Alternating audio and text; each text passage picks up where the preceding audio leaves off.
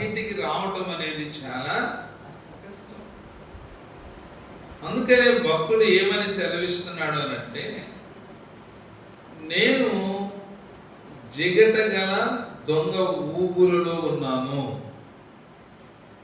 ఈ పరిస్థితులలో నుంచి, ఈ సమస్యలలో నుంచి, ఈ శోధనలో నుంచి, ఈ కష్టములో నుంచి నేను బయటికి రాలేనటువంటి పరిస్థితులలో నేను ఒక్కొక్కసారి సమస్యను చూసినప్పుడు, లేదంటే బాధను చూసినప్పుడు, కష్టాన్ని చూసినప్పుడు మనం కూడా ఈ కష్టంలో నుంచి బయటికి రావటం కష్టం అనిపిస్తూ ఉంటుంది.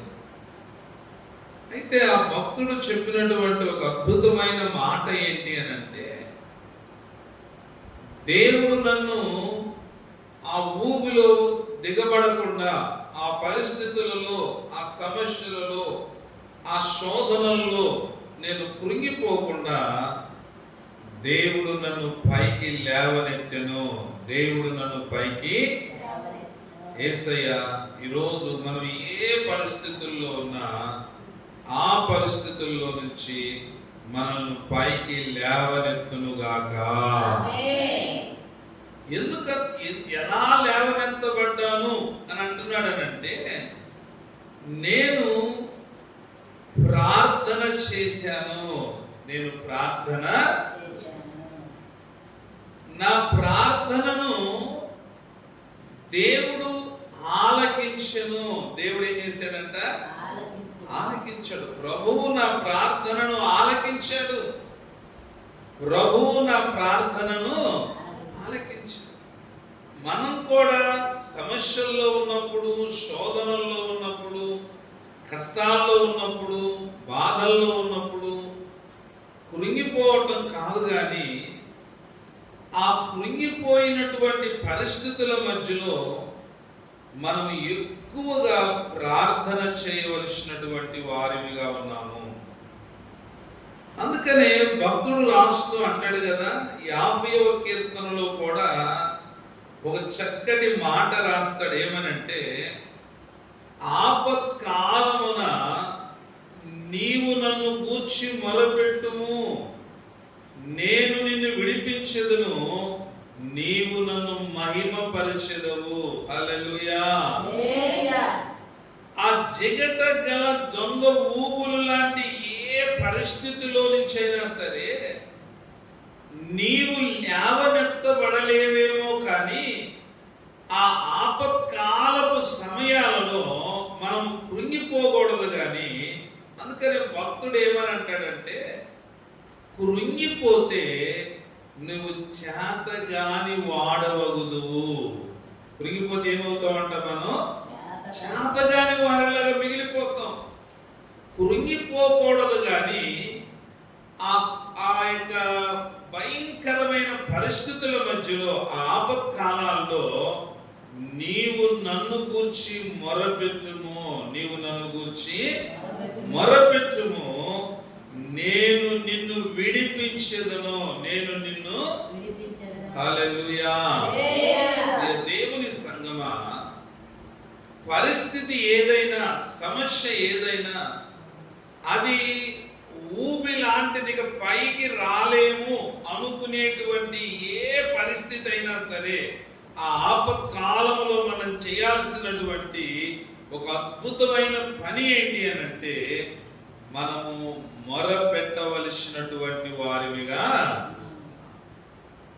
మనం ఒకవేళ వేదన పడుతూ ఉంటే, దిగులు పడుతూ ఉంటే, మన సమస్యలు తీరవు, కానీ ఆ దిగులు, ఆ సమస్యల మధ్యలో దేవుని పాదాలు పట్టుకొని మనము మొరపెట్టే వారిగా మారవలసినటువంటి వారిగా ఉన్నాం. నీవు నన్ను గూర్చి మొరపెట్టుము, నేను నిన్ను విడిపించెదను. ఈ రాత్రికాల సమయంలో నువ్వు ఏ సమస్యను బట్టి అయితే దేవుని పాదాలు పట్టుకొని మొరపెట్టావో, ఆ మొరను దేవుడు ఆలకించి, ఆ మొరను ప్రభువు ఆలకించి ప్రతి పరిస్థితిని విడిపించునుగాక. వీళ్ళది అంతేకాదు, ఇంకొక మాట కూడా సెలవిస్తున్నాడు. ఏమనంటే, నేను సహనముతో కనిపెట్టుకొంటిని. సహనముతో కనిపెట్టుకొంటిని. మనం ప్రార్థన చేయటమే కాదు గాని, మొరపెట్టడమే కాదు గాని, సహనముతో దేవుని కార్యము కొరకు మనము కనిపెట్టుకునే వారిగా ఉండాలి. తొందరపడకూడదు, ఆవేశపడకూడదు. మన తొందరపాటు లేదంటే మన కోపము, మన ఆవేశము మన నష్టానికే తప్ప దేవుని కార్యాన్ని ఏమాత్రం కూడా మనము చూడలేదు. ఒక మాట చెప్పి నేను ముగిస్తాను. చూడండి, మనం యాకోబు రాసిన పత్రికలోకి ఒకసారి వెళ్ళినట్లయితే, యాకోబు రాసినటువంటి పత్రిక 5వ అధ్యాయం, యాకోబు రాసినటువంటి పత్రిక 5వ అధ్యాయాన్ని ఒకసారి మనం వెళ్ళినట్లయితే 11వ వచనాన్ని మనం చదువుకుందాం దేవుని బిడ్డలారా. చూడండి, నా సహోదరులారా, ప్రభువు నామమును బోధించిన ప్రవక్తలను శ్రమానుభవమునకు ఓపికను మాదిరిగా పెట్టుకొనుడి. 11వ వచనంలో అంటాడు, సహించిన వారిని ధన్యులను కొనుచున్నాము కదా. మీరు యోబు యొక్క సహనమును గురించి వింటిరి. ఆయన ఎంతో జాలియు కనికరము గలవాడని మీరు తెలుసుకొని ఉన్నారు. పూర్వము మన ముందు ప్రవక్తలు శ్రమ అనుభవించారు. ఆ శ్రమను ఒకసారి మీరు తలంచుకోనండి. యోబు ఆ భయంకరమైనటువంటి శ్రమలలో నుంచి బయటికి రావడానికి గల కారణం ఏంటి అని అంటే, యోబు యొక్క సహనము. యోబు యొక్క సహనము. అందుకని అంటున్నాడు, మీరు యోబు యొక్క సహనమును గూర్చి వింటిరి. మనం వినటమే కాదు గాని, ఆ సహనాన్ని మనము కలిగి ఉండవలసినటువంటి వారిగా ఉన్నాము.